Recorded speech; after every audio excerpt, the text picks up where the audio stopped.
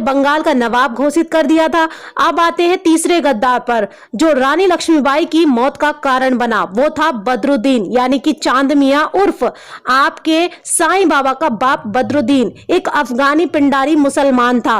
रानी लक्ष्मीबाई की सेना में लगभग 500 पिंडारी सैनिक हुआ करते थे, जिसमें साईं के पिता का स्थान रानी के निकटतम और विश्वस्त सैनिकों में से एक था। अब अंग्रेजों ने बदरुद्दीन को लालच देकर रानी से गद्दारी करने को तैयार कर लिया था।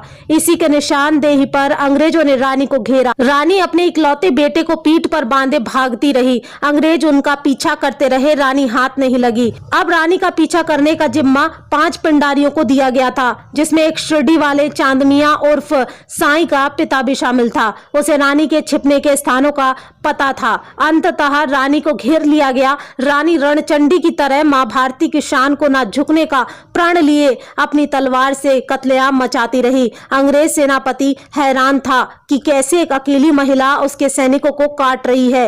रानी गिरती फिर उठती, फिर गिरती फिर उठती, लड़ती, कईयों की गर्दन उड़ा देने के पश्चात अंत में वो गिरी। तलवार उसके हाथों से दूर जा गिरी। हार फिर भी न मानी। वो अपनी तलवार लेने के लिए अंतिम बार उठी। निहत्था पाकर पिंडारी सैनिकों ने रानी पर जोरदार वार कर दिया। रानी फिर कभी नहीं उठी। रानी वीर गति को प्राप्त कर चुकी थी। भारत की इस बेटी ने अपनी अंतिम सांस तक अपनी मातृभूमि की, अपने देश की रक्षा की। मैं इस महान वीरांगना के चरणों में सत सत नमन करती हूँ। तो दोस्तों, देखा आपने एक निहत्थी महिला को मारने में साईं भक्तों के बाप बदरुद्दीन का कितना बड़ा हाथ था।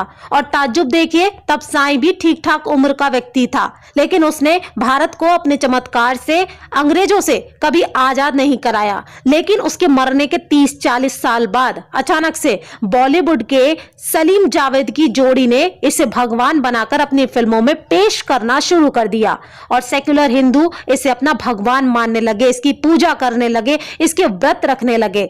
लेकिन अब भी आपको विश्वास नहीं हो तो डिस्क्रिप्शन बॉक्स में आपको लिंक दे दिया है, जाकर चांद मियां के काले चिट्ठे के सबूत के साथ देख लीजिए और अभी से इसका बहिष्कार करिए। मुसलमानों के इस नापाक इरादे को बिल्कुल फेल करने में हमारी सहायता कीजिए। जय श्री राम दोस्तों, वंदे मातरम।